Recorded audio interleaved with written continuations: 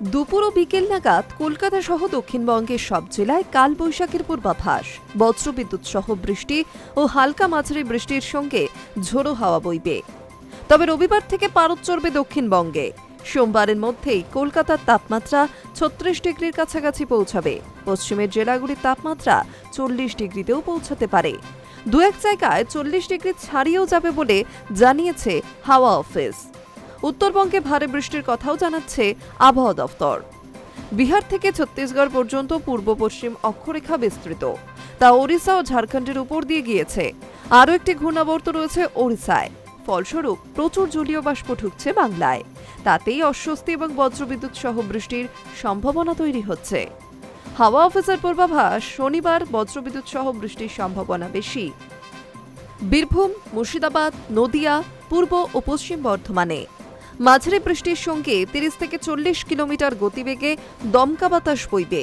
এদিন কলকাতার আকাশ আংশিক মেঘলাও থাকবে। দুপুরের পর থেকে বজ্রবিদ্যুৎ সহ ঝড় বৃষ্টির সামান্য সম্ভাবনা। শনিবার মহানগরীর সর্বনিম্ন তাপমাত্রা ২৭.৩ ডিগ্রি। শুক্রবার দিনের সর্বোচ্চ তাপমাত্রা ছিল ৩৪ ডিগ্রি সেলসিয়াস। শনিবার থেকে তাপমাত্রা ক্রমশ ঊর্ধ্বমুখী হবে।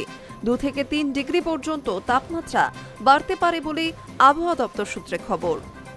বঙ্গে রবিবার থেকে বৃষ্টির সম্ভাবনা কমবে, তবে হালকা বৃষ্টির সম্ভাবনা থাকছে ঝাড়গ্রাম, মেদিনীপুর, বীরভূম, মুর্শিদাবাদ ও নদিয়ার বেশ কিছু অংশে।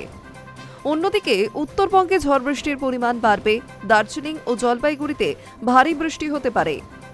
৭০ থেকে ১০০ মিলিমিটার পর্যন্ত বৃষ্টি হতে পারে। উপরের ৫ জেলায় ৫০ কিলোমিটার গতিবেগে ঝড়ের সঙ্গে বজ্রবিদ্যুৎ সহ বৃষ্টি। নিচের ৩ জেলায় বজ্রবিদ্যুৎ সহ ৪০ কিলোমিটার গতিবেগে দমকা বাতাস বইতে পারে। রবি ও সোমেও উপরের ৫ জেলায় ঝড় বৃষ্টি চলবে বলেই জানাচ্ছে হাওয়া অফিস। মঙ্গল ও বুধবারে বৃষ্টির পরিমাণ কিছুটা কমবে। মালদহ ও দক্ষিণ দিনাজপুরের কিছু এলাকায় গরম ও অস্বস্তিকর আবহাওয়া হতে পারে।